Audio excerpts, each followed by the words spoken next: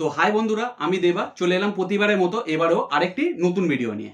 আপনারা অনেকেই লক্ষ্য করে দেখেছেন যে আমি ফুল বেলুন এবং থার্মোকলে নানা রকম জিনিস বানিয়ে আপনাদের দেখাই এবং শেখানোর চেষ্টা করি। আজকের ভিডিওটাও একটি বেলুনের পার্টি র্যালি আছে, তাতে বেলুনের স্টিক করে দিতে হবে 100 পিস। 3000 পিস বেলুন ফোলাতে হবে আর 100 পিস স্টিক রেডি করে দিতে হবে। তা এতটা পর্যন্ত সব ঠিকই ছিল। সমস্যাটা এসে দাঁড়ালো ঠিক কাজের দিন সকালবেলা। 3000 পিস বেলুন দিয়ে 100 পিস স্টিক এটা বানাতে অনেকটা সময় লেগে যাবে, আর ওদেরও সময়ের মধ্যেই দিতে হবে। এই কারণে আমি একটা ভাইকে বলেছিলাম যে একটু কাজের সময় একটু হেল্প করে দিতে। সে বললো ঠিক আছে, কিন্তু ঠিক কাজের দিনে ও বলল, দাদা শরীর খারাপ করে গেছে, আমি কাজ করতে পারছি না। ঠিক সেই সময় আমার ছেলে এসে বলল, বাবা টেনশন নিচ্ছ কেন, আমি আছি তো, টেনশন নিও নি, আমি তোমার হাতামাতি করে দেবো। ওর মাও বলল, কাজটা শুরু তো করো, যতটা এগোবে তুমি কি করবে, আমরা হাতামাতি তোমার জোগাড় দিয়ে দিচ্ছি। তা ওইটুকুনি ছেলে সত্যিকারের আমাকে প্রচুর সাপোর্ট করেছে। ছেলে আর বউ না থাকলে আমি যে কাজটা উদ্ধার করতে পারতামই না। লোকের কাছে আমি যে কী যে সমস্যায় পড়তাম বলে বোঝাতে পারবো না। ভিডিওটা শেষ পর্যন্ত দেখলে আপনারা বুঝতে পারবেন।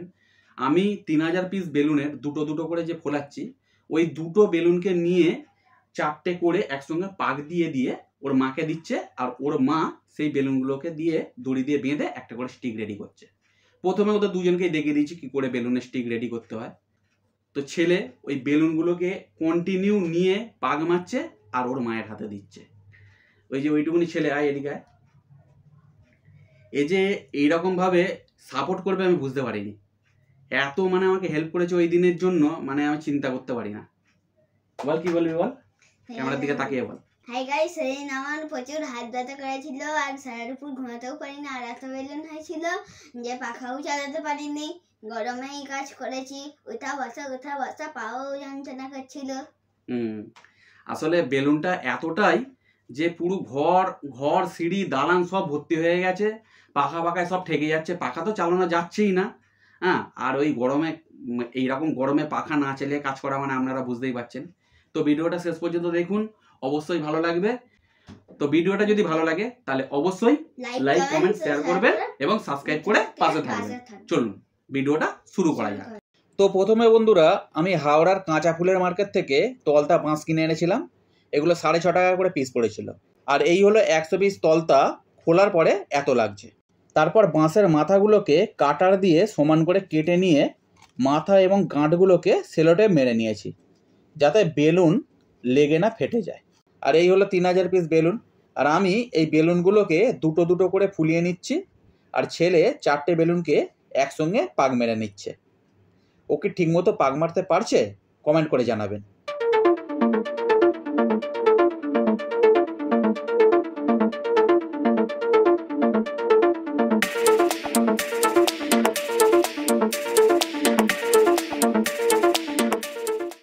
আমি প্রথমে একটা স্টিক বানিয়ে ওদের দেখিয়ে দিয়েছি কিভাবে ওরা বানাবে।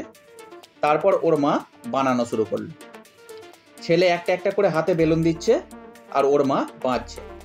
এইভাবে 100 পিস স্টিক আমি সময়ের মধ্যেই রেডি করে ফেলেছিলাম। আমি ছেলে আর বউ নিয়ে যদি 3000 পিস বেলুনের কাজ সময় দিতে পারি, তো আপনারাও বাড়িতে অন্নপ্রাশন জন্মদিনে বেলুনের ডেকোরেশন নিজেরাই করতে পারবেন। এরকম ডেকোরেশনের ভিডিও চ্যানেলে অনেক দেওয়া আছে, ওই জন্য দেখে নেবেন। ভিডিওটি ভালো লাগলে অবশ্যই লাইক কমেন্ট শেয়ার করবেন এবং সাবস্ক্রাইব করে পাশে থাকবেন। ধন্যবাদ।